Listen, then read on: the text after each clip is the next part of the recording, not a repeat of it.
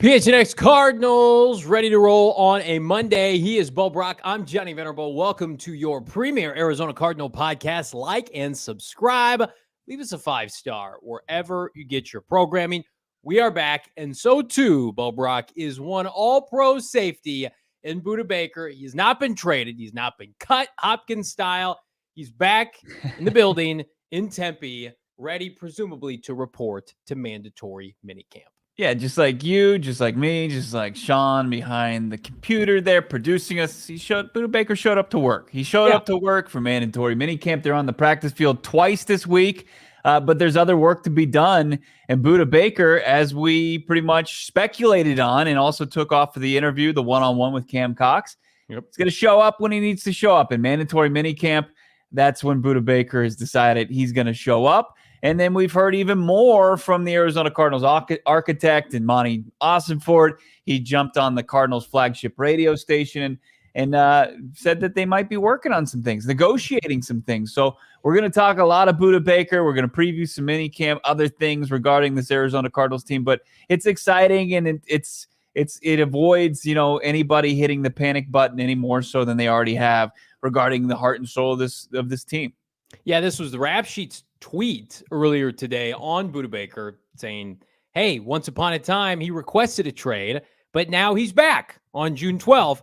And it was Rap Sheet, Bo, that broke that news so many months ago. We're prepping for the NFL draft, and we get that notification like, oh, no, Budda Baker wants out. Well, he's not out. He's actually very much in. And this is exactly what Cardinal fans wanted and needed to see ahead of 2023. The Hopkins stuff was difficult. Let's just call it that. A lot of people signed up season tickets expecting number 10. He gets cut. So then it's like, well, Budda Baker's got to show up, right? Well, he wants out and the Cardinals may oblige. What's going on here? Pay him his money. I am very optimistic, more than I ever have been now throughout this whole circulation of this information, that Budda and the Cardinals are going to somehow come to grips with not only this year, but maybe into next year. They've got that club option for 2024. But you mentioned Ossenfort's comments on Arizona Sports. That to me is the most promising thing, because Ossenfort has been very cut and dry since this process has begun. Like Budda, he's under contract. We're moving forward. We have no intention of trading Budda Baker. We're going to move forward. He's going to be on the team. That's very different, Bo, than the comments we got today. And I wonder, after the course of the draft and the Hopkins situation and Budda Baker's interview with Cam Cox on Channel 12, Cam had it first, that Budda was going to show up. I wonder if they got through the course of the offseason, and maybe it was always their intent, that they're like, all right, Budda, you are next in line. There are very few players on this roster that are worthy of an extension, right? There's very few players on this roster that you would want to saddle your financial status to post this year without a wait-and-see approach. In my opinion, and many others, like Budda Baker is not one of those people. He has earned it. He's an elite player, albeit maybe at a diminishing position. He deserves an extension. And now it looks like Monti Ossenfort is at least considering that. Right. Yeah. Look, Budda's different, and I'll kind of expound on that. But I mean, it's similar to, and I don't want to make like Budda out to be this nagging kid, right? I mean, we've all been there when we're trying to clean up a mess, and your kid wants you to put on their favorite TV show on Netflix, and you're saying, I'll get to it, right? Right. And I think that's what Monti Ossenfort was doing. He was cleaning up the complete mess that was left by his predecessor in Steve Keim. He's sitting there and he's scrubbing shit off the walls, and Budda Baker's like, hey, I want to watch my show. Right. And Monti Ossenfort's like, we'll get to it. Just give us some time. In the meantime, this trade request, I'm not going to entertain that, because you are who we've said you are. Monti Ossenfort spoke very highly of Budda Baker. One of the last times he was in the team facility was, when Monti Ossenfort was hired as Arizona Cardinals general manager. And he basically, when he talked about the caliber of player that the Arizona Cardinals wanted to kind of build with going forward, it's Budda Baker. Like, he's the prototype, right? And so Budda Baker's different, like, than your average NFL star. Like, we saw, that DeAndre Hopkins is different than we anticipated. That, there wasn't going to be, it was irreconcilable differences as far as what was going to happen with DeAndre Hopkins and the Arizona Cardinals, and they ended up just outright releasing him because he wasn't going to play ball, where I think Budda Baker is willing to play ball, and he understands that at this point in his career, it's probably going to benefit him. But he's a guy that he walks the walk and he talks the talk. He absolutely does. And this became a bit of a negotiation, and negotiations sometimes have some ugly parts. And unfortunately, a trade request through the media is part of it. And it does kind of put a little bit of a blemish on a perfect record with Budda Baker, but not so much where I think people should turn on their Cardinals' heart and soul. I liked your analogy with the stuff on the wall with your 1-year-old at your house, and I'll double down. I tell my 8-year-old a lot for the past couple of years, do something called read the room. Read the room. Understand what's going on before you're about to ask me the question you're about to ask me. Maybe there's a different time to tackle this, right? Right. I would argue, and I love Kyler Murray, and I love Eric Burkhart, hopefully a future friend of the program. They did not read the room all that well with that press release right before the combine and the draft last year with that 7-inch font, and Kyler Murray after the playoff game, they wanted a contract. I would argue Budda Baker maybe didn't read the room exactly right. Whereas Ossenfort and Gannon, the tandem, was literally put in place for 5 minutes. And it sounds like, based on the timeline we've been given, Budda came in right after and said, hey, I'd like to be paid more. I'd like to be extended. Like, Gannon. Can I push back real quick? I think Budda, and I think he may have changed representation, but whatever it may be, right? I think that there was a lot of different parties that were testing Monti Ossenfort. Sure, 100%. And again, Budda, and we talked about this last week, like, he's been the ultimate good soldier. He was allowed, let's have a selfish. He's allowed to have a selfish, right? Go out and have a selfish for Budda Baker. I want a selfish with your kids. Bo Brock wants to selfish sometimes. It's like, at the end of the day. Are you having a selfish right now? Nah, I might. I get to talk about, everything I want to talk about in front of, like, my wife and kids. I get to talk about the Cardinals. I get to have a selfish, right? Let me tell you about for an hour a day today. Right. And so I think Budda Baker, rightfully so, is like, I'm taking a selfish, Cardinals. This is my 100th coach, and I was drafted in 2017, and Ossenfort's here, and you guys got a lot of bad decisions to make or a lot of bad contracts to figure out. I'm not one of them, right? So pay me some money. And he's obligated to do that. And it might benefit him like it benefited Kyler. Like, Kyler had to go through a big trudge of muck in the offseason to get to late July, early August to get his extension. Maybe that's what happens with Budda. But, like, we'll never be able kind of to take back that shock of emotion of, okay, he didn't show up to anything in the offseason, which wasn't mandatory. And then the week of the draft, he's like, I don't want to be a Cardinal anymore. And I saw it this morning.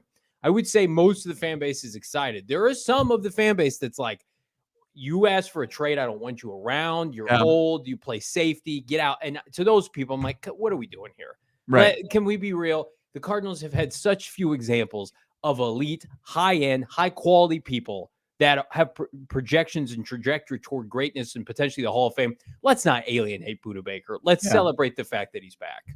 I think Budda, if he's guilty of anything, he was just like every rival GM when Monti Ossenfort got hired. They pick up the phone and say, hey, this third overall pick, I'll give you, nothing for it. Hey, DeAndre Hopkins, hey, I'd like to give you nothing for him, and you trade him to my team. And, hey, can I get a pay raise? And Monti Ossenfort was like Neo in the Matrix, and he's just fending them all off. It's just unbelievable. He knows Kung Fu now. He actually knew Kung Fu coming in, and he was just knocking off everybody, just trying to take advantage of a first-year GM because he's Ossenfort. You guys are crushing it in the chat, of course. I see, was it basketball clips up there? Budda is the GOAT. Absolutely. I don't disagree with that. I mean, as far as, the current Cardinals GOAT, absolutely. I mean, what he put on full display last season during a 4-13 year, and what they needed in leadership, and what they needed on the field, and what off the field they needed. He did every single thing necessary in the absence of the quarterback. Lost to a season-ending injury. Budda Baker was the guy even before that. Let's see. We've got Ben Cork saying give him the remaining cap space. I think they want to roll over some of that, and I think that's the main sticking point. Cards fan 63, Budda is the difference, or is the defense? Yeah, at this point, I mean, there's not many proven commodities as far as the defense goes for the Arizona Cardinals. Michael Evans, are we going to give him $20 million a season? I still don't think that they're going to put him in top 3 safety money, but I think that they could give him a little bump. C-level saying, trust the process. Absolutely. This is just the beginning of a rebuild. And I think I'll maintain saying, I just don't think that they're going to get into the business of giving him a ton of guaranteed dollars that might disrupt anything that they want to try to do in 2024. And I think that there's different avenues that are open as far as which direction they want to go. They want to see how things kind of transpire in 2023, see what direction, that their pick could go, what the Texans pick could go, what, available players are there in the 2024 offseason. They want to be able to pivot any direction. And it includes Budda Baker. It includes Kyler Murray. It includes everybody that was part of the previous regime. And they just want to be able to go any direction they want, not with the idea of, hey, this is what we're doing. I would also push back on people who say you can't sign this player into his 30s. I'll tell you what Budda Baker is looking at, or I would imagine he's looked at. And granted, it's a different regimes. You know who got paid well into their 30s as a legacy player for this franchise? Larry Fitzgerald. Okay, you want to take it to a different tier and say, well, what about safety? What about defensive player? The Cardinals signed Adrian Wilson to a 5-year extension in 2009. Do you know how old Adrian Wilson was? He was 30 years old, right? Now, how many years of that contract did he play? He played 2010, 11, and 12. So he played 3 of the 5, but his last great year was I think 2011-ish. And he was a box safety, and I would argue they've got similarities, but I would say Budda's maybe a little bit more versatile now in today's game. But I think they're going to age about the same. I think Budda Baker has probably 3 to 4 really good years left. Adrian Wilson was he looked like he was chiseled out of rock. But that was when the strong safety was really, he was an emphasis on strong, specimen. right? Yeah. But my point But also it's a different time, man. I mean, you're talking almost but that 1.5 decades ago, and what people you had other pieces. Important. You don't have pieces on this defense, right? Yeah. We got some if, ands, or buts. We got some maybe if this happens. Budda Baker is on an island as the only true great player on the Cardinal defense. And so I can understand. 2009, the Cardinals had just made the playoffs. So they're trying to keep their core intact. 5 years for a 30-year-old safety in 2009. And Budda Baker's like, I'm 28. Right. We have all this money. We're rebuilding again. This is my 100th coach. Our defense is not going to be very good, at least on the surface. You can pay me a little bit more, Carl. I understand that. And that's why that example it just makes me kind of laugh at the absurdity of Patrick Peterson's comments about the Cardinals organization. I know it was Rod Graves back then. It's he paid A-Dub. He paid Darnell Dockett soon after that, if not before then. He paid Calais Campbell his first contract. He paid P2. He paid all these. He initially paid Tyrann Mathieu that he doesn't play defensive players. It's if you do good work for this organization, they will reward you. And they've rewarded Budda. They made him the top paid safety at the time a couple of years ago, and he's still playing out that contract. But if there's a way to make him happy and continue the process that they've begun under Monti Ossenfort and Jonthan Gannon, if there's some middle ground, I'm all in on that. Absolutely all in on that. But I also do understand the thought process behind, hey, at the end of this contract, he's going to be 29 and he plays safety and he plays with reckless abandon, which is great. But, is it smart business to lock up a lot of guaranteed dollars beyond that deal? I don't think so. You can just call me naive. I don't think Budda Baker. I'll do that. And do it daily. That's not very nice.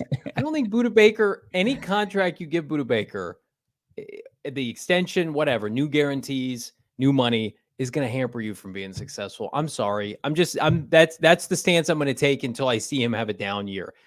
And then, of course, Jordan in the chat, he brings leadership, which is what this team is lacking. I'm ready to put him in the category of Adrian Wilson. I am. And I know a lot of people scoff at that. I would argue Budda Baker, I don't need to argue with this. He's had a better start to his career. Budda Baker has a better chance if he continues on this trajectory to get into the Hall of Fame. And we know Adrian Wilson, Hall of Very Good, right? Cardinal Ring of Honor, is not going to the Hall of Fame. At least we think. And so I would argue there's so few instances, Cardinals, where you get a Hall of Fame player, keep him happy over the course of his elite years, even to his good years, right? don't you think we've seen even like just the proof of nobody is the status to where like like Fitz is the exception, right? But like even A-Dub or 9-0 or guys that go down in history of one of the just like the legends of the Arizona Cardinals, right? Even like they had like these unceremonious exits, right? And it didn't impact their legacy. Like Darnell went in, I think he signed a cup of coffee with the Niners and he didn't even have any, like he didn't have any football left in him. A-Dub, he spent training camp with the Patriots. Like sometimes like the ugly reality of the NFL is like, and if the Cardinals let Budda Baker play out this contract, like just statistically it would say there's not a whole lot of football left in him. Or you could be bit in the ass like this club was with Anquan Bolden, who threw him to the curb, and they thought, we're not going to pay Anquan and Fitz at the same time. I know Anquan was a little bit younger. Anquan was an elite receiver when he left, and he was an elite receiver when he went to Baltimore, and he was an elite receiver in San Francisco.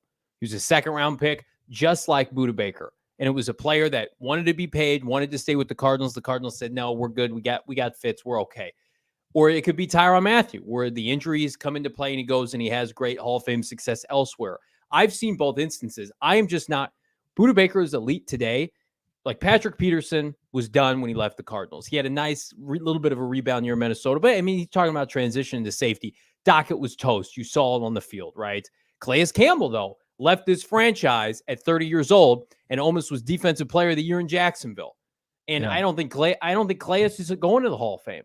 I think Budda Baker, if he continues this trajectory, is going to the Hall of Fame. But Calais is a 6'8" freak. Like he's an absolute just monster of a man. Where you look at Budda Baker, here's the thing, and I'm talking out of both sides of my mouth here. Like you are. Be consistent with your messaging. Here's the thing: if Budda Baker, like you could, like if you negotiate something between, and this is the time, right? This is the time that they really ironed out Kyler's deal last year. Like they're gonna have these 2 mandatory minicamp practices, and then the players go away, and this is like the most that they get to get away from the facility, like straight until like the entire offseason, right before they report to training camp. Like if they iron something out, like it might be smart because Budda Baker now joins, a defense that's going to really, really get to capitalize on his strengths and maybe even take his game to the next level. Like because we've wanted to see more from Budda as far as taking away the football, as far as creating turnovers, and we like we saw last year with CJ was it Gardner Johnson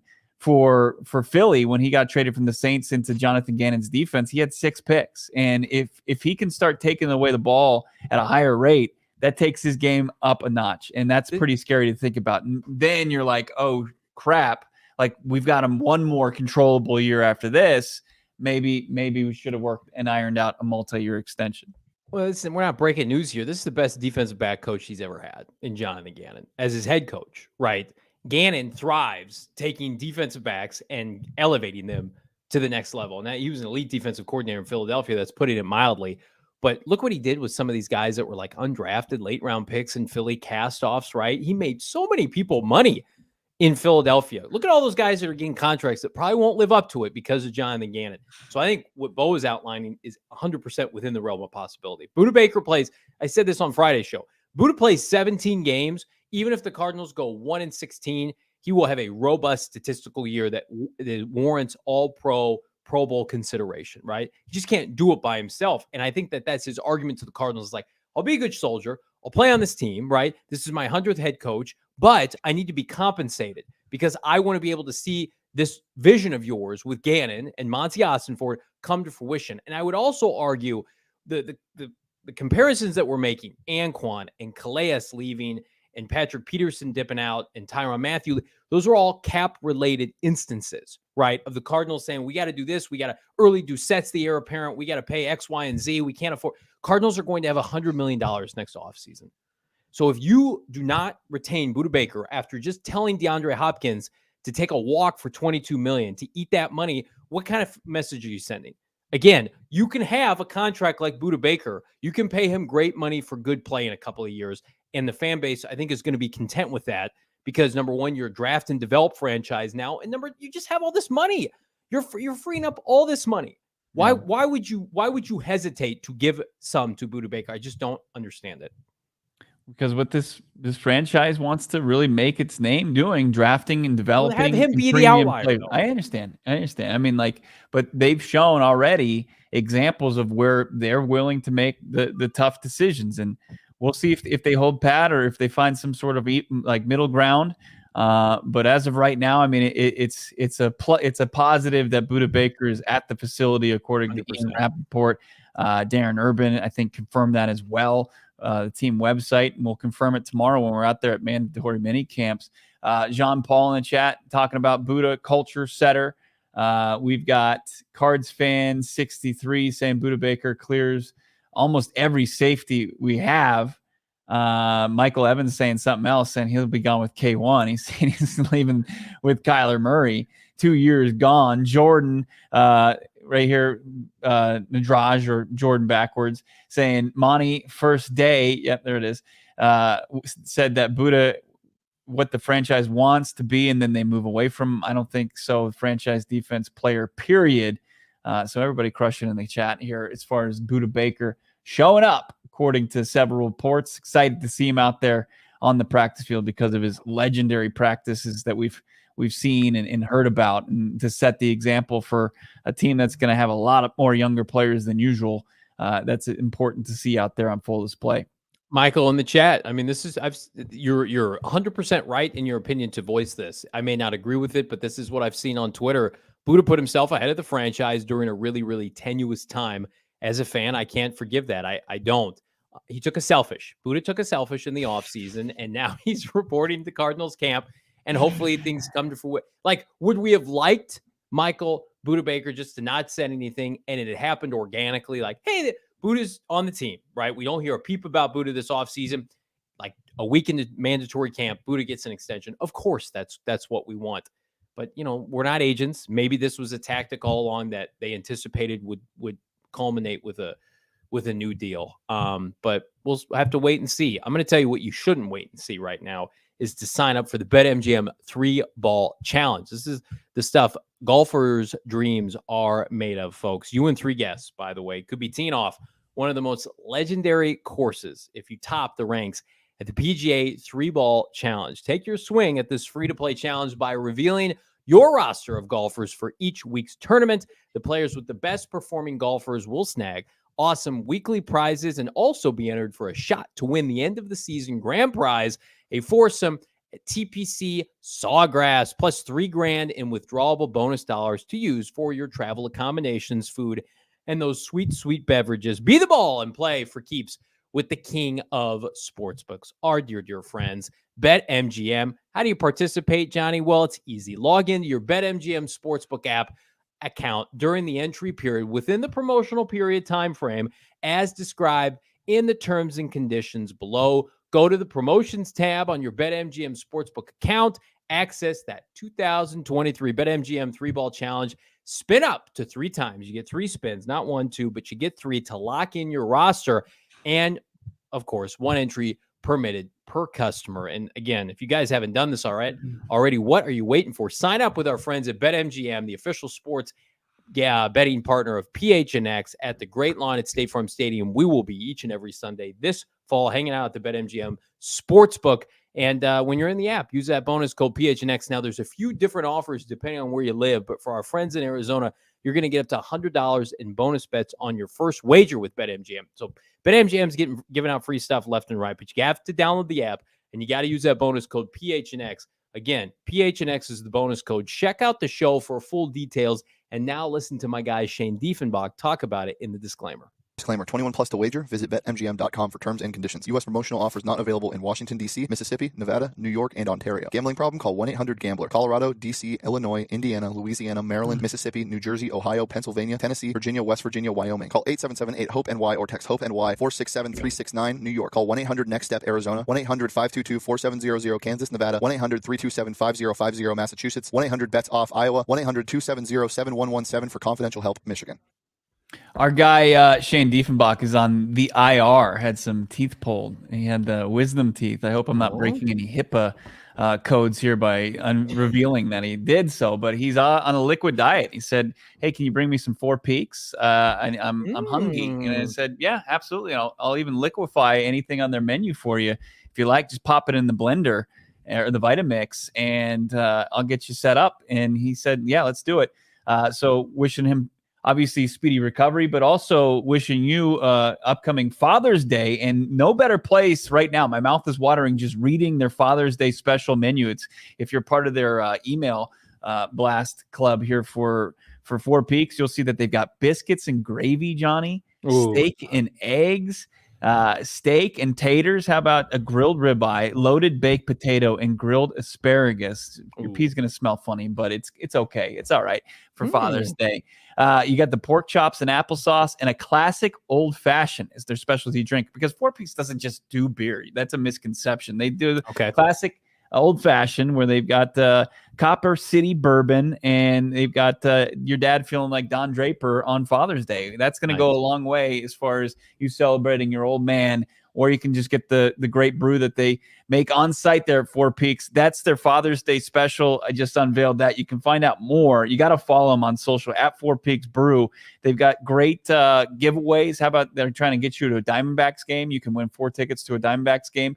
Get D-Bucks. Go spin it up at the Four Peaks tap room out there in right field. Go sign up. Enter to win. The link is in their bio at Four Peaks Brew on IG. It's a must follow. Absolutely is. And their beer is a must drink. Got to be 21 years or older to drink it. Of course, drink it responsibly. Nothing beats a good plate of B&G's, biscuits and gravy. The last one I had was bad. It was at a hotel buffet, so I need to be redeemed with my friends at Four Peaks. Yeah, it was the one that was the gravy. I don't want to talk about it. It had a hint of blue, maybe, and it might have been when we went to Disneyland. And I'm like, I need some fuel. It's tough to come back from. It is. So I need to be brought back to B&G Life from Four Peaks. Gary Coker in the chat. I agree with this. Budda was also pissed because Vance was let go and Vance stunk. He did kind of stink. And he's gone now. I had a tweet once that Budda Baker responded to that we won't talk about further, other than Budda is ride or die with Vance Joseph. And Budda had some of his best years of his career with Vance. The problem is the rest of the defense did not. And we've seen Vance Joseph, DC, and head coach, and that was not a reality this show wanted to move forward with. So respectively, Budda, Vance is going to do his thing in Denver, and we'll see how that goes. Jordan in the chat, I agree with the comment. Was selfish of Budda, but you saw the video of his Eagles game locker room. Think last season hurt him finally get back in the playoffs, then last season hurts as a player 100%. No one wants to win more than Budda Baker in the roster, on the team. Budda's professionalism during the season and the wherewithal he has and the passion he has to come back after an injury and really try to will that team. That team had nothing to play for late last year. Budda could have sat out. Budda could have said, I want to be extended. He could have made a big fuss during the year. He played. And it was like him and Michael Bidwell were trying to hold the team accountable late. And then there's Cliff Kingsbury kind of off to the side. It was a really bizarre end of the season last year. But I vividly remember the Budda comments in the locker room, which, I mean, it didn't fall on deaf ears, but just too many of those players are just gone now. And then Michael Bidwell coming in and sidestepping Cliff and saying people are cutting corners in here. And it's just it was just strange. I'm sure Budda's like, it's me and the owner. I want to be paid because I'm doing what I need to do. I understand where Budda's coming from. Well, and a lot of the things that stood out to me last year were off the field in him showing his leadership qualities off the field, because on the field, you know what you're going to get, right? You're going to get 100+ tackles. You're going to get him coming out of nowhere and torpedoing a ball carrier. And it's unreal how he gets from point A to point B. But, off the field where you had the Eagles post game, which was genuine and authentic. Yeah. But also you had, the high ankle sprain where this team is going down the drain, right? And he made sure, like, something that was reported and is usually a 2, 3, 4 week process to get back from. He's back at practice. He missed one practice, I think. He came out of nowhere like a ghost. He was right there in his usual spot, stretching, get ready, and he was back in the lineup making plays for the Arizona Cardinals on a bum ankle, and he played throughout it until he cracked his shoulder earlier in the game and played through it to the end. And then he's out for the season, and there he is. He's traveling with the team. We see him as we're doing the JJ Watt farewell, and he's in team meetings, he's still there, and he's leading by example, and stuff he didn't have to do that he did. And sure, this is a blemish on his resume, or this is a blemish on a perfect player. But there's if anybody's going to kind of rebuild the goodwill that he had created before, it's somebody, Budda Baker. Just get him back on the playing field, and he'll be back. And the people that are angry right now will be less angry and probably forgive him. Jordan, do you ever think Budda will ever like JG over Vance? I think Budda will come to love Jonthan Gannon. I'm not just saying that because Gannon's new and we have an affinity for him and he chatted with us at the combine. But I honestly do believe, based on people I know that I trust that have been around John Gannon for a long time, Budda Baker and Jonthan Gannon are going to vibe real quick. Now, is that going to lead to a bunch of wins this fall, which is inevitably what Budda wants to see, along with a big payday? I don't know. I don't know what this season is going to look like, but I know that like everywhere Gannon has gone, he has elevated that secondary, that roster. I mean, I'm not breaking a ton of news here, but I can tell you definitively, Gannon was the secondary coach for Indianapolis, and a prestigious college program called him to come and be their defensive coordinator and wanted to pay him a bunch of money. And Gannon's like, I love the NFL. I'm sticking with this team. I'm sticking with these guys. His character is immense. Gannon is not driven by money or fame or accolades. He just wants to win and help young men and women achieve their aspirations at the NFL level.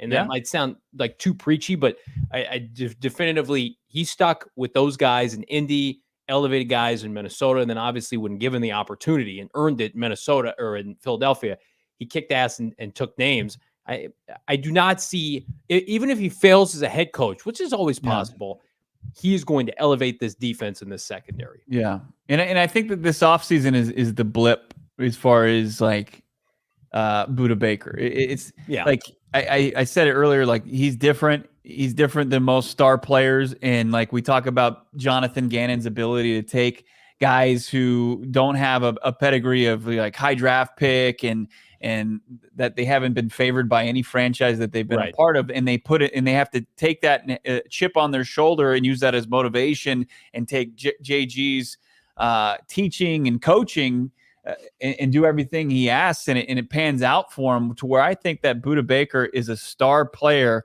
with kind of an underdog mentality. 100%. And he's said that to us, even like I think on our PHNX _Cardinals Instagram, says like when he posted that cryptic thing where he's like, where people were counting him out, or he said he uses that as motivation. And it's like, he's a star player, but as far as outside of requesting a trade, which is kind of a diva star player move, right? Outside of that, he is a guy that is kind of the underdog. And I think that he'll take to Jonthan Gannon and Nick Rawles's coaching as soon as he gets in that building. It's not going to fall on deaf ears. He's not going to go in there and say, well, I learned from BJ, and that's the way I'm going to do it from here on forward. And you're not going to tell me what to do. He's a very coachable player, especially within the walls of the facility.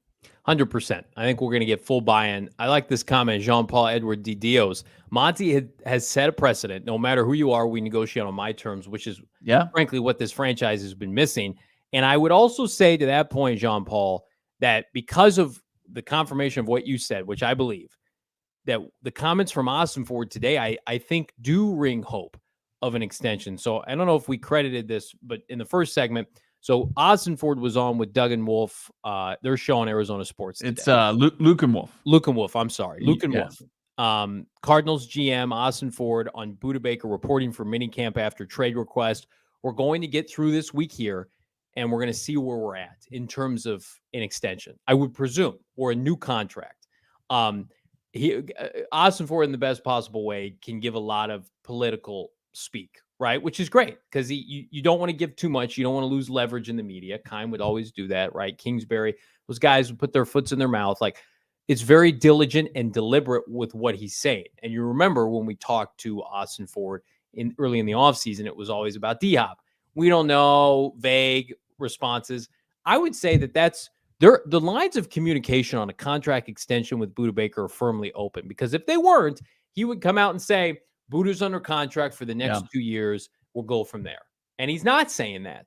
And so I would take that, Jean-Paul and everybody else, as I think what would you say the odds are that Budda gets a new deal this offseason if you had to put a percentage on it? I would say like still under 50%. You think so? Yeah, I'd say probably like 30%. Why is that? Why wouldn't you say that they could add years and money to the back end of his deal? You still don't think that's going to be viable? Yeah, I mean, I still think that despite them having potentially a ton of cap space, if they do decide to move off some players that are under contract beyond 2023, that they really want to make sure that that's a reality. And you can project what you're going to do, but to add guaranteed dollars, it just doesn't seem like it fits the rest of the offseason. So, but I also think that it's important to the tone that they've set and the precedent that they've set. Like, does it prove that Budda Baker, the trade request he put in, forced them to make this move, or they're doing it just out of respect to the player? And the time was going to come; it was inevitable. He didn't have to do that. And I don't know. I think that it gets a little. I just don't see the benefit from Monti Ossenfort and Jonthan Gannon and the Cardinals to go and kind of tear things up, the old contract, and give them a new one at this point. That's fair. Fennec 602 in the chat, Monty, and this is true values, defensive end. I put D tackle in that group as well, cornerback, offensive line. And I agree with that. I would also say, though, there are circumstantial situations for outliers like Budda Baker and others where you pay a premium for a player that exemplifies everything you want, which is what Ossenfort articulated when he took the job. So, and that's all. He's the outlier. But if you're giving a contract extension to the first the first person you give one to is for an outlier, maybe that sets a trend with everybody else think, well, I can hold out. And they're F around and find out really quick how that's going to go because, hey, X player, you're not Budda Baker. If this was last offseason, hey, Marcus Golden, hey, DJ Humphreys, you're not Budda Baker.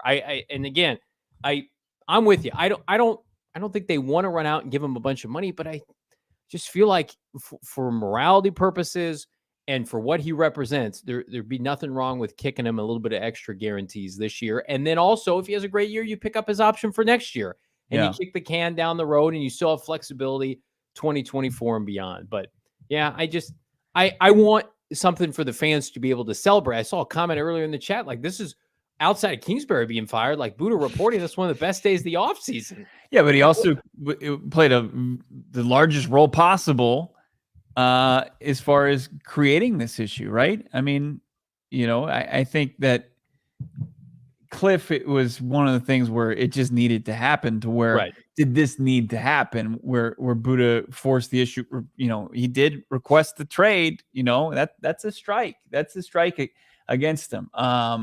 So, and it's interesting, like Ossenfort's comments saying like, we're going to get through these next 2 days and then I'm paraphrasing, but we'll evaluate, right? Mm-hmm. Like JG's maintained with every player. Like they've got this plan for him. Like you've seen Budda Baker be highly successful under previous regimes and coaching and stuff like that. But we've got an idea we want to see what that looks like on grass first. And this is their first glimpse of Budda Baker. I know it's about what you're going to get, but I think JG, they just want to make sure, do their due diligence. There's no reason you don't have to do anything right now because you've got a full month basically before once mandatory is over, then it's like as dead as the NFL season gets and you can get to all the things that you couldn't get to in the off season.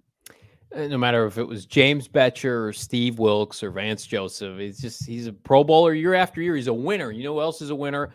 Our friends at Circle K are helping make you a winner. I'm going to tell you how in just a second, but we're so excited to partner with our friends at Circle K. Check out your local Circle K. Best coffee, beer, and snack selection. Premium gas at not a premium price. I ran over to Circle K earlier today, loaded up on snacks and goodies for the fam. Just a couple, frankly, it's a couple blocks away from my house here in the Copa. I am very blessed. You can be too. Polar Pops that stay cold longer. Favorite snacks, they got them. Iced coffee, $1.89, 12 packs of beer, $10, just under. Red Bull, 12 ounces, 2 for $5.75, 3 for $8. Hot dog. We are loading up for the week with our friends at Circle K. And I'm going to tell you right now, I mentioned you could be a winner too. Here's how you win it. Right now, you text PHNX on your phone, your smart device to 31310. You get to join the benefit, the privilege of their SMS subscriber club.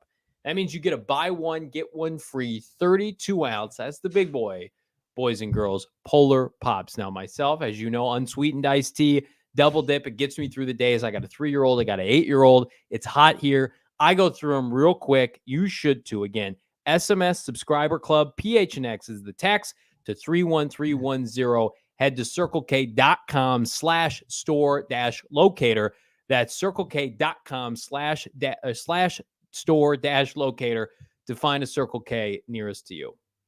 It is the summer season is upon us. Not officially summer, but it's been summer here for months here in the desert. Absolutely has been. And you're getting out there, you're popping the shirt off. We've got our second Tank Tuesday tomorrow. We're going to be showing off our tans, or tan, maybe a farmer's tan potentially, depending on what kind of work we did this weekend around the pool or outside. But we don't want to have to, when we pop off our sleeves, we don't want to think that we have hair sleeves, right? We don't want to have, if we got anything on the shoulder blades, we're going to have to get our Manscaped crop trimmers out, the lawnmower 4.0, whatever it is, to reduce the amount of body we have on our hair. And I think it's important everybody keeps that in check these days. It's a smooth sack summer, right? And why not take advantage of all the great deals that they have over at our partner Manscaped? That Performance Package 4.0 has everything you need to prepare that summer bod. That lawnmower 4.0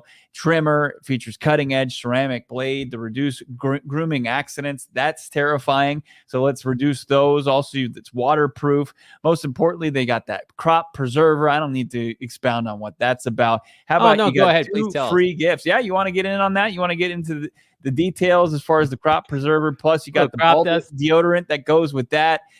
Stay cool in this heat. That's a game changer.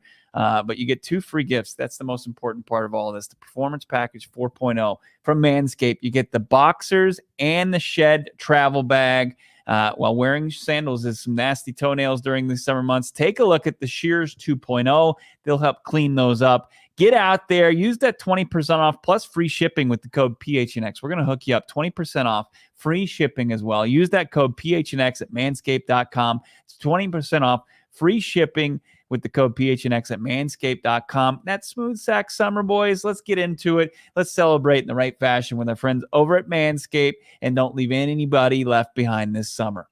Smooth it up with Manscaped. Cardinals backfield could use a little smoothing out, I think, because there's a lot of uncertainty, Bo. Yeah, James Conner, and there's a bunch of question marks. So it seems like every other day we get a running back of note that gets released. So I think that tells you, well, Cardinals are in the best shape because they don't have a lot of guarantees to the running back position after this year. But what about this year?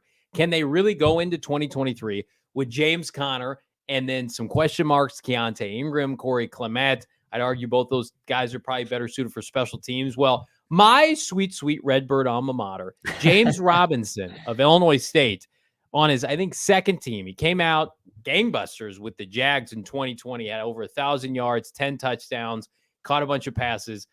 Had a nice 2-year contract with New England, 2 years, $4 million. They cut him today, a year into his contract. Ossenfort obviously has ties to New England. You texted me today and said, that's an interesting fit. I would argue maybe outside of Kareem Hunt, this is the best fit yet to back up James Conner, especially when you consider they're both inside the tackle runners. They break tackles, and Robinson is very versed catching the football out of the backfield. And New England didn't want to pay him a couple million. You could probably get James Robinson on the cheap if you're Ossenfort. Yeah, I mean, most of the rosters around the league are set, and most running back rooms are a little deeper than the Cardinals have at 5. If they can get them, maybe a smidge lower than 2 for $4, it's different than a lot of these other deals. Like I think guys like Kareem Hunt, obviously Dalvin Cook are going to hold out for more money and bigger role on a team that's headed somewhere different, or going to be in the conversation as far as contenders, where I think James Robinson is going to be looking for a team that's just going to give him a chance, right? And I think that the stars could align where it just might match up. Now, like you look at James Robinson and you say, okay, there's a couple red flags here. Not the most athletic guy, obviously not the fastest guy. He's not fast. He didn't run faster than Keontae Ingram did at the combine. He was actually like a tenth of a second slower, and he had an Achilles injury, but he's a guy that's just been productive at the NFL level. Like even in Jacksonville, he averaged over 4.5 yards per carry 2 consecutive seasons. And then he goes to the Jets, and the Jets had, a pretty loaded backfield of younger runners that are going to impress you on the practice field. And it just seemed like James Robinson, it just wasn't set up for success there.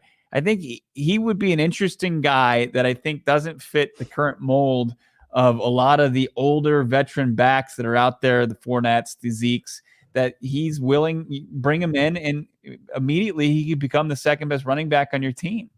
Well, Jordan in the chat, we're going to be in a run-heavy offense with just James Conner, not there signing a running back, just don't know who yet.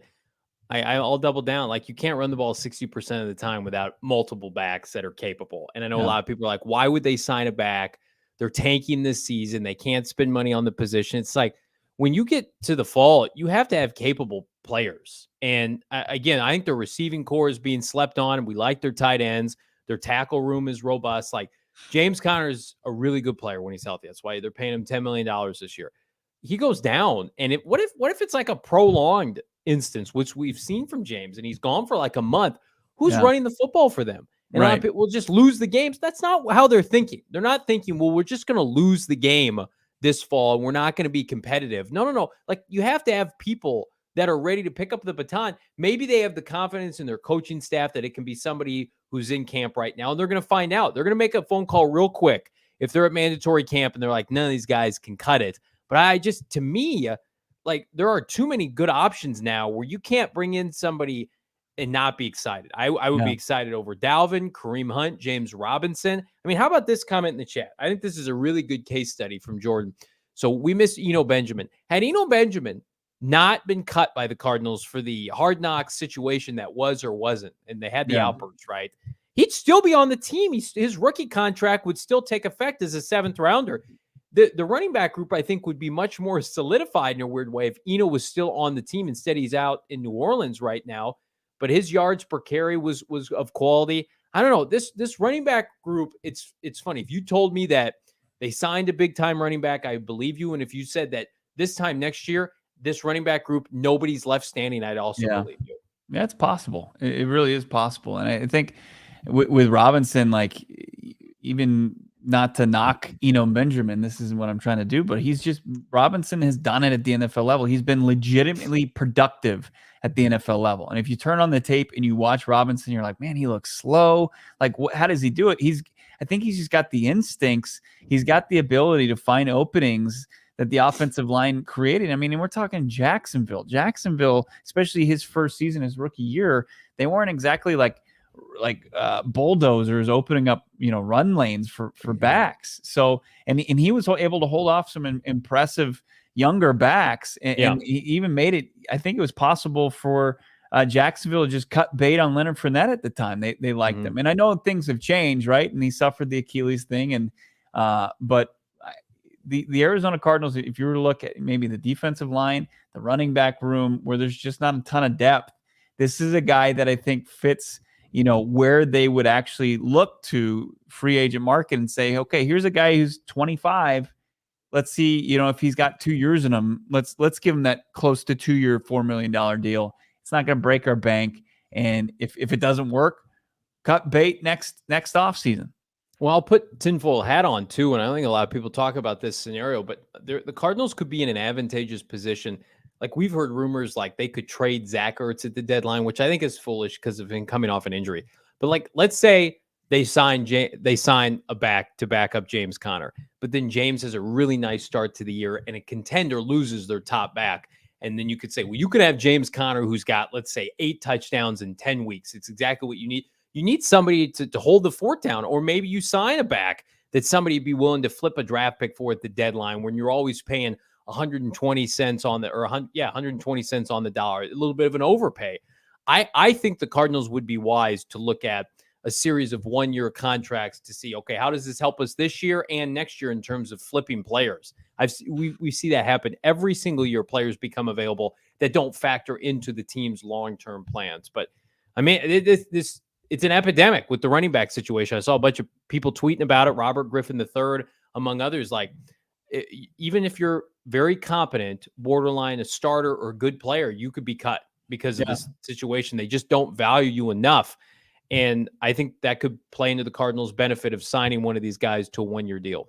Yeah. And if they don't, you realize that it's also, organizations just, they lean on more unproven and feel more confident in doing so, despite what's on a guy's resume as far as 1,000-yard season and all the production that we saw out of nowhere in James Robinson's case, to where teams are willing to say, well, we're going to actually err on the side of an unknown Keontae Ingram in his youth and the less wear and tear that he's taken on his legs in just under a season's worth of time out of USC/Texas. Well, don't you feel like, Bo, like the people who are running the Cardinals and their offense value running backs? I mean, Drew Petzing, I know he wasn't the GM, had multiple capable backs in Cleveland, and then Ossenfort in New England. Belichick loves backs. They would bring in a ton every year. I mean, Rex Robinson got bounced because they're stacked at running back in New England, Foxborough. And so, They love that. And then, of course, Ossenfort, the poster child, is Derrick Henry, who makes a ton of money as they're off.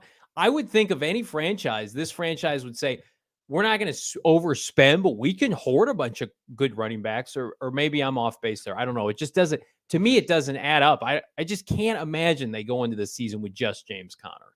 Yeah, just James and Keontae, who looks like he's taking the second running back reps. They didn't draft him, though, and he was a 6th round, but he's expendable as anybody else. I hate to say that, but he's unproven, just like Eno was unproven. I would argue Eno proved more. James had Connor had a lot of good things to say about Keontae Ingram, but also James is somebody that's always going to kind of gas up his teammates and make sure that they're getting the love that he thinks they deserve. But I don't know. It just 5 seems low, especially considering that they went into last season with 5, and you look at the 5 and you're like, really, that's the team. Those are the 5 that you're going to make the exception for. Like, usually have more between now and then, and they're tweaking the roster. Like, they made a wide receiver move today where they dropped Auden Tate and they signed Brad Smith, a guy who played in the XFL and didn't do too much at Iowa, but had a cup of coffee, I think, with the Dallas Cowboys and stuff like that. 6'2" wide receiver. Like, they're tweaking things and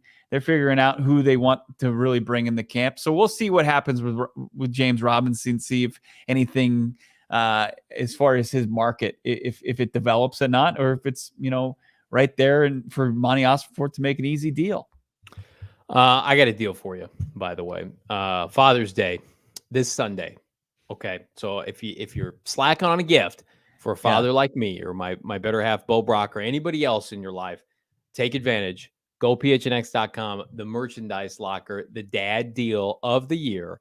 Or, I mean, buy a T-shirt for mom, too. Buy a T-shirt for any member of your family. Buy one, get one. Mom. No, don't. Mom can't. She can't get in on our Father's Day. I feel like when it's Mother's Day, it's Mother's Week, and then it's Father's Day in my house, I get it like an hour. But this is how I'm going to spend my hour. Go PHNX.com, the merchandise locker. Buy one, get one, half off all shirts and hats at the merchandise locker, June 8th to the 18th. And I think, by the way, that works. So if you buy a shirt and then you buy a hat, it's half off. So you can mix and match a little bit. What better way? Load up, right, before the start of football season. I love this shirt, my PHNX logo shirt, which is fantastic. Bo's rocking the classic, the original, the OG Bird on the Ball t-shirt. You can get that at the merchandise locker. There's a ton of stuff. Now, are we biased and we want you to buy only Cardinal stuff? That's fine. But again, I've got a stacked closet of PHNX merchandise, all of which I've paid for because I love it. You can shop right here in the chat. Check it out, phnxlocker.com. And in the meantime, become a diehard. Bo Brock at minicamp tomorrow. He's going to be dabbling, sprinkling exclusive diehard content in our member Discord that you can only get. Practice clips, insight, roster news, depth, anything you want to do it with the diehard membership. And oh, by the way, if you become a diehard right now, go phnx.com. You get a free hat and or shirt on the house, on us, every single year you're a diehard. Stacking coupons and promos codes like we know how to do it best. Go phnx.com. I see. I'm looking at it right now. phnxlocker.com. This shirt I'm wearing, and you called it the Bird on the Ball. It is the PHNX Cardinal Ball red tee. That's how creative we are. What do we call it? Just call it the Cardinal Ball tee. I didn't name that. I didn't do that. It's the bird on the ball. It's a bird on a ball. That's what the shirt is. You want it? How do you describe it? It's a bird on a ball. Also, one thing to describe More Furniture is the best furniture store in the Valley of the Sun. No doubt about it. You got to take advantage, especially with the summer heat temperatures, the white glove delivery. Go to morefurniture.com and check out everything you need for your living room, your dining room, your kids' room, your entertainment, office, whatever you're looking to find furniture for in your house, your condo, your apartment. More Furniture has it for you. Take advantage of that white glove delivery. They're going to deliver it. They're going to get rid of all the packing materials. They're going to put it up for you, and they're going to put it exactly where you want it. Get that perfect feng shui. It's unbelievable. More Furniture. Save big on the best furniture in the valley at morefurniture.com. That's morefurniture.com. But if you do go to the PHNX locker and you buy, if say my son, my soon-to-be 2-year-old son buys me a sweet, sweet gift from the PHNX locker, Johnny, I am going to kiss him like our friend Kyler Murray kissed Buddy Morris. Did you see this today? The Cardinals released this video. Look at Kyler just locking his lips to Buddy Morris's glorious bald head. I'm envious of Buddy. I'm going to be frank with you. Look at that. There's so much to dissect with this photo. Basically, the Cardinals posted a clip on their social of Kyler wrapping up a workout with Buddy Morris and then giving him a little side head smooch. And I think this is great. Kyler making eye contact with the camera, 100%. First, now we got to leave the photo up there. Sorry. I need to see this as long as humanly possible. Buddy Morris in his homemade cutoff tee definitely would be wrapped here well on Tank Tuesday. And then you mentioned this before the show, Bo. Are pearls a thing now with athletes or people who can afford them? He's got the pearl necklace Peterson on. Started wearing them in the Braves postseason run. Okay, it's kind of a baseball thing, but I think it is becoming more in for dudes to be rocking some pearls. I don't know. I can't tell if Kyler's wearing a pearl necklace, but look at that gaze from Kyler as he lays one on the bald head, and look at that high. How he's holding the football up high there. If Buddy Morris's head is a football, he's got it up high, working on his ball carrying skills with Buddy Morris's noggin. Jordan in the chat, find me some personality out of K1. Is this the most comfortable we've ever seen Kyler Murray? I think we're going to see the most comfortable Kyler Murray in his own shoes that we've seen ever. And John Paul in the chat, sweet baby Jesus in a muscle shirt. Look, every day is Tank Tuesday for Buddy Morris. He never wears sleeves. He's got the best job on earth. He can just put on a cutoff and go to work at Tempe. But I don't know, man. Like this all season just feels exponentially different for Kyler Murray.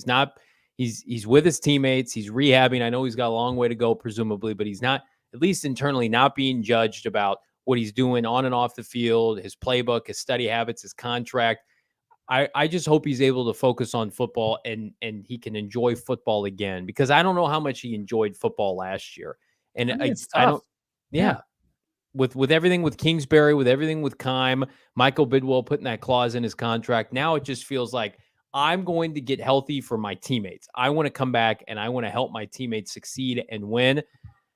I know mandatory camps this week and Kyler's not going to be on the field. And the team actually signed another Kyler M, and that they were kind of playing with, Kyler M's going to be on the field. Yeah, Kyler McMillan. But I do think that check back in August. And if Kyler Murray's not on the field, at least in some capacity, I'll be surprised, because it really feels like, we didn't get to talk about this last week, he's on vacation with Budda and they're playing catch. And we've got some momentum now with K1, some real positive momentum. Does anybody think this guy's not playing till November? Get real. Get out of here. And there's of course incentive for Kyler Murray to be at the facility, the Cardinals facility, rehabbing. It avoids any kind of liability if he was doing it elsewhere. But also, I mean, the fact that it puts him there at the facility and he's around his teammates, it's like it's just organically going to happen where you develop a deeper rapport. It really is. And it's regardless of why they got there or why he's there, as opposed to, where the previous off seasons, he's mostly doing his work at Dallas. This is just going to benefit Kyler Murray and his teammates. And maybe there's going to be less in a new offense, less confusion, because there's more of that kind of sixth sense with his teammates that he's been able to develop over the last couple months. It's definitely there, and it's real, and it's good for the Cardinals, and we have fun with it. And let's put it up again. I mean, this is fantastic. Somebody has been saying some nice things about the podcast. I think it was Vic on Twitter saying Cardinals Twitter Mount Rushmore included Johnny and myself. This makes me want to just grab everybody and give them a big smooch like this. We're very blessed that we get to do this and get to depict a franchise quarterback smooching the head of his strength and conditioning coach We're lucky. So yeah, a big thank you to the people on Twitter who put that out there. So Kyler Murray bought in, DeAndre Hopkins wasn't, which is why D-Hop is no longer on the team. I want to get to this. I love Jordan Schultz, friend of the program. I would blow him so much, you know what, if he was on right now. He put out a tweet, you retweeted You would it. what? I would blow him a lot of grief if Okay. he was on the show. Because here's the issue with D-Hop. I'm over the D-Hop saga at this point. I'm exhausted by it. Jordan put out there that DeAndre Hopkins had a successful visit with the Titans and both sides remain in contact. Nuke is expected. Hopkins is expected to visit the Patriots. There's a chance he may schedule more visits as well. Does Hopkins people want more people to care about his situation? It's a little bit sad at this point. It really is. I think like putting that out there, it's like DeAndre Hopkins, we all thought was going to have this robust market. It deteriorated. Didn't happen. He's been available for weeks now. No one signed him. And now he's like, well, he had a good visit, but he might have other visits. And he's going to teams that even with DeAndre Hopkins, they're no better than a fringe playoff team. I don't know, man. We just talked about all these players that left the Cardinals and kind of fizzled out. Is that going to be D-Hop next?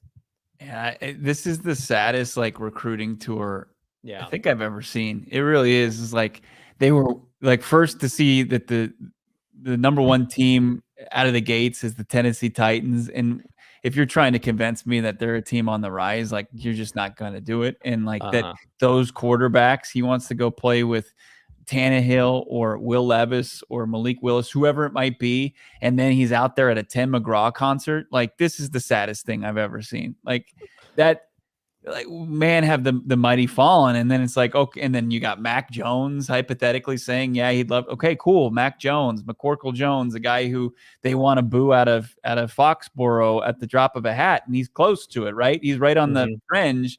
And then wasn't there a third team that entered the sweepstakes? Wasn't there a reported third team that just entered? I didn't see from Jordan, but like the Bills are out, presumably. Kansas City, he's not even taking it. Like if you're Hopkins and you're trying to win, you would go to Kansas City and just take whatever they can pay you. But if it's about the money, which is what he's making it clear with his actions, it's about the money. Like that's to each their own. And I wish DeAndre Hopkins well. I wish he could have spent more time in Arizona. We got to watch him play. But yeah, this whole situation from where it started back in January, where we were like counting our draft picks before we had them, and I'll admit that, to now he got released and nobody wants to pay him. I mean, is he going to make 8 figures this year? And by 8 figures, I mean, like, is somebody going to pay him $10 million or more? I would say that probably is not likely. Yeah, I don't think that's likely. That's nuts. And the Cardinals were going to pay him $30 million, which I guess now in hindsight, they were never paying that ever. That was never going to happen. He's out there rocking out to country music's Tim McGraw. No wonder he's like, I'll let you know. Thanks for an incredible visit, Tennessee.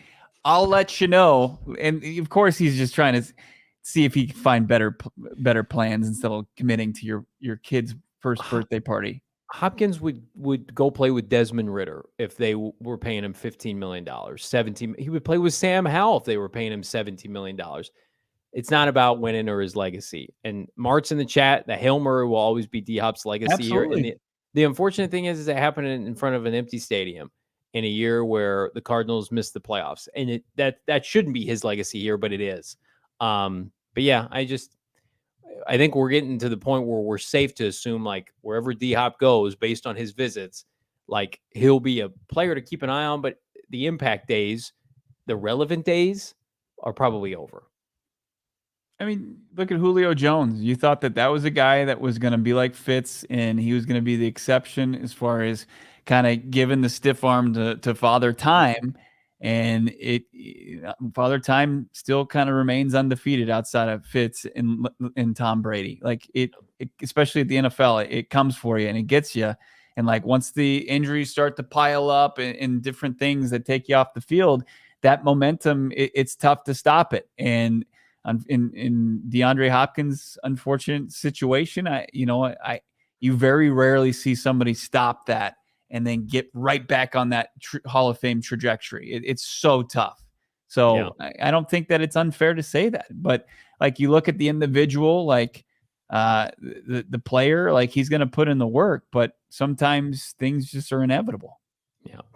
What's inevitable for everybody to do right now is to pick up their smartphones or their devices and go subscribe to this podcast right now. It's the easiest thing you can do. Go to your phone, find where you get your podcast right here. I'm going to pull it up if I'm not too digitally challenged here. Look up PHNX Cardinals on your podcast feed. Subscribe, follow, get those automatic downloads turned on. Bo and I drop a ton of exclusive content on that feed.